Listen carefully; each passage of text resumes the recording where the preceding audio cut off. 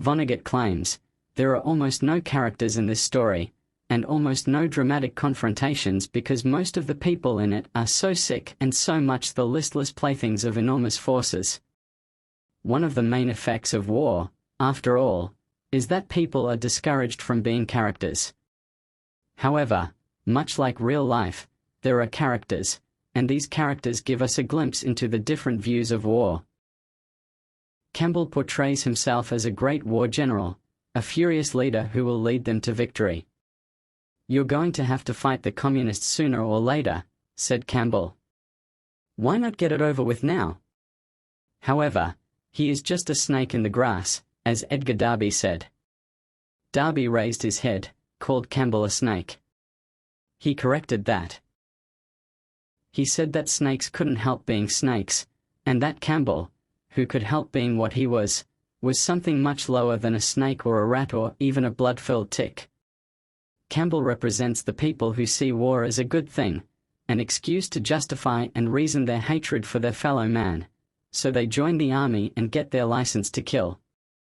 Speaking of Derby, Edgar Darby is another character who symbolizes the people who are against war, but when a real threat is faced, he is willing to step up. And yet after they are bombed, the American bombers try to shoot them.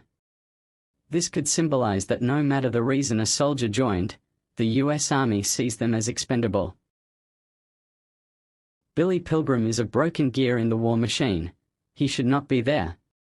He picked what some would call a cowardly role, and while this is true, because he does not carry a gun, Billy is more of a passive observer of war. He does not partake in the killing or terror. His sole role is to provide comfort and keep morale high, no matter what the soldier's religion is. Billy's sole existence is a complete antithesis to Campbell. The non-weapon carrying role is more patriotic than Campbell could ever be. It is built on the core principles of Christianity and America. Billy accepts all, even those from different backgrounds. It's a subtle hint, but in my eyes it could be viewed as Kurt warning away from extremism, and only through unity and respect for one another can we grow as a society. Weary is a country's wet dream. He trots forward all laid up, trench knife ready to kill, making sure his blood gutter gets used. He talks like a kid showing off his new toys in a game of cops and robbers. Weary made Billy take a very close look at his trench knife. It wasn't government issue. It was a present from his father. It had a 10-inch blade that was triangular in cross-section. Its grip consisted of brass knuckles, was a chain of rings through which Weary slipped his stubby fingers. The rings weren't simple. They bristled with spikes. Weary laid the spikes along Billy's cheek, roweled the cheek with savagely affectionate restraint. "How'd you like to be hit with this HM?" "HMMMMMMMM," he wanted to know.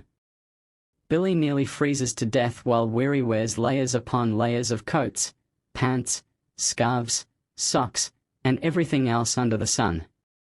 He is quick to abandon Billy and claims, "We'll be known as the Three Musketeers." He talks about how all the ladies will be all over them, and they carried Billy to victory, and how they fought the Nazis tooth and nail. But Weary and the other musketeers would be shot. Weary wasn't a soldier. He was a coward who thought he was playing a game. In the end, Kurt delivers a funny and engaging tale, like any good art, makes you question the things around you. After reading, I believe Dresden was not bombed out of fear. The US was not threatened by Dresden. In my opinion, I view the bombing of Dresden not as a military operation, but something closer to the indiscriminate killing of a terrorist attack. Vonnegut does this by painting a bleak yet horrific picture of the aftermath. Absolutely everybody in the city was supposed to be dead, regardless of what they were, represented a flaw in that design.